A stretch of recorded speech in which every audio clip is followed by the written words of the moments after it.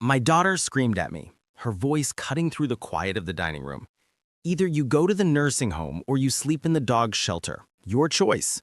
The words lingered in the air like a stone dropped on my chest, heavy and sharp. And for a moment, the ticking of the clock seemed to stop. The spoon slipped from my hand, clattering against the plate, and her voice pierced the silence like a gunshot. I stared at her, not because I couldn't believe her, but because in that instant I realized that the child I had nurtured with all my heart had vanished years ago. In her place stood a woman hardened by ambition, a stranger carrying none of the love she once did. Beside her, her husband, Kareem, stood silently, arms crossed, a condescending smile on his lips that I had never liked. I knew he had influenced her to treat me this way, and I had learned that silence is not weakness. It is the clearest way to observe, to watch and understand. She repeated coldly, "The home or the dog shelter?" I asked quietly, "Is that how you see your father?" She responded without hesitation, "This is how I see a man who can no longer rely on himself. We need space, Dad." I smiled bitterly. The house had 6 rooms. The issue had never been the space. It was the hearts. Kareem interjected, "It's better for you to be somewhere they'll care for you." Care, a hollow word from a hollow man. I inhaled deeply, placed the napkin on the table, and said, "Understood. So you agree that I should go to the nursing home?"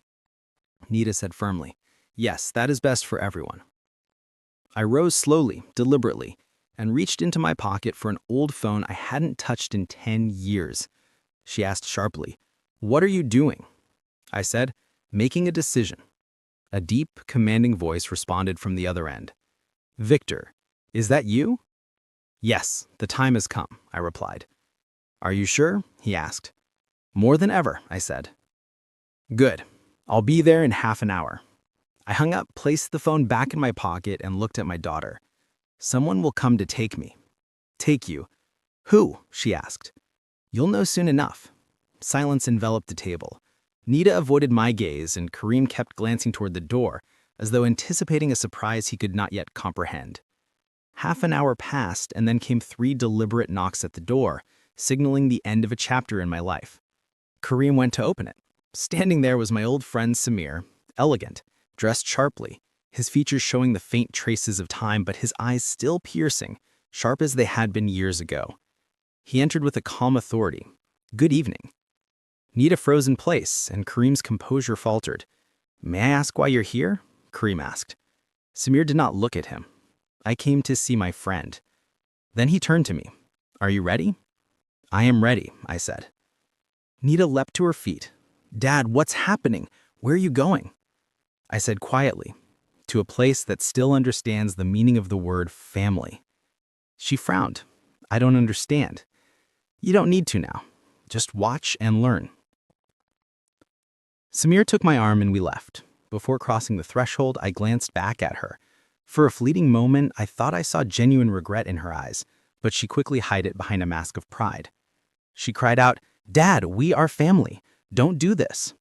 I stopped, not turning to her, and said quietly, "Family, Nita, is those who preserve, not those who abandon."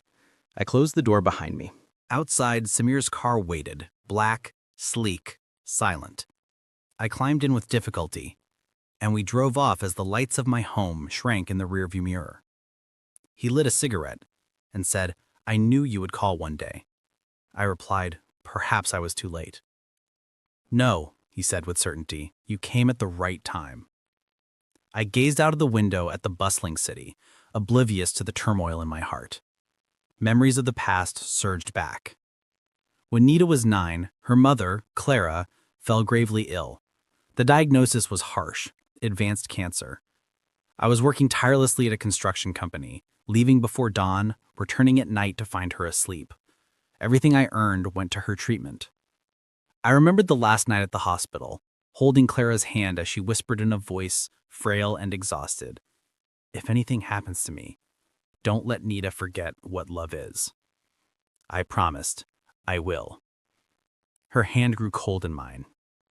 I kept that promise as best as I could, becoming both father and mother, friend and protector. I sold my car, my tools, even my wedding watch, all to ensure her survival. When Nita turned 16, I bought her a simple ivory dress for the school celebration. She cried tears of joy, embraced me tightly, and whispered, "I love you, Dad, and I will never leave you." I thought that embrace would be unbreakable, but time teaches that hearts too can crack like cement under pressure. Then Kareem entered her life, polished, persuasive, charming, yet calculating. Slowly, he took over our home. My presence diminished day by day. First, my room. "Dad, we'll rent it for extra income." Then my favorite chair. "Dad, this chair is old. We'll throw it out." Finally, my opinion. "Dad, don't interfere in our decisions." I didn't realize that my silence was erasing me until I overheard a conversation. "We cannot continue like this. Your father's presence obstructs everything." Nita answered, "He is my father." "A father who doesn't work? Who occupies space and costs us? Choose, him or our life." Her words struck like a hammer to my chest. The ultimatum, nursing home or dog shelter, was not a surprise. I had seen it coming, yet I let it be spoken aloud so I could fully grasp the extent of her change. What she did not know is that a father's silence can be a strategy. Samir had always told me, "The man who remains silent when insulted is not defeated. He watches how others drown in their own errors." I had watched long enough. We arrived at Samir's mansion that night, a spacious, modern house exuding power and elegance. His wife welcomed us warmly. "Finally, we've heard so much about you." That phrase, "this is your home," was the first heartfelt words I had heard in years. Dinner was quiet. Then Samir said, "You will stay here as long as you wish, but tomorrow we discuss the most important matter." "And what is that?" I asked. "Justice," he said. The next morning, he showed me an old file, filled with company contracts and documents from the enterprise we had founded decades ago. "Do you remember this?" he asked. "Of course," I said. He revealed that half of the company had always legally belonged to me. For 20 years, I had lived without knowing my rightful ownership. "Your daughter and her husband think they defeated you. True power lies not in the money they stole with tricks, but in the choices you now make." He outlined a plan: reconcile superficially, leave a fake will, and allow greed to expose them. That night, I returned home. Nita opened the door, confused. "Dad, why are you here?" I took out the fake will and laid it on the table. Their shock was immediate. Kareem tried to maintain composure, but their intentions were clear. I said firmly, "Leave. I do not want to see you until you understand the meaning of the word promise." I sat, feeling the years settle like weights on my shoulders. Samir said, "You did what was necessary. But I do not feel at peace." "Because you still love her," he said. "Yes, sometimes love is creating distance, not wielding a sword." 2 days passed. On the third day, Samir's housemaid brought a letter from Nita and a key to our old house. She wrote, "Dad, it is no longer my home. I went to the bank and relinquished it. I want nothing I do not deserve. If you wish to see me, I will be at the tree garden." I went to the garden and sat beside her. She cried for the first time in years, freely and without shame. Once she calmed, she said, "I want to work in the foundation named after my mom, not as an heir, but as a volunteer." Her eyes reflected maturity, honesty, and determination, free of greed or resentment. We established the foundation together to support young students. Nita worked tirelessly, mentoring students, organizing programs, embodying the spirit of her mother. Kareem vanished from her life, never to be mentioned again.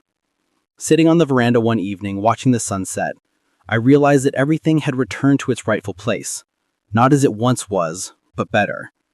True victory is not in controlling others, but in mastering your own heart, knowing when to forgive, when to say no, and when to leave the past behind, starting anew with wisdom, strength, and serenity. The past no longer bites. It holds, embraces, and teaches.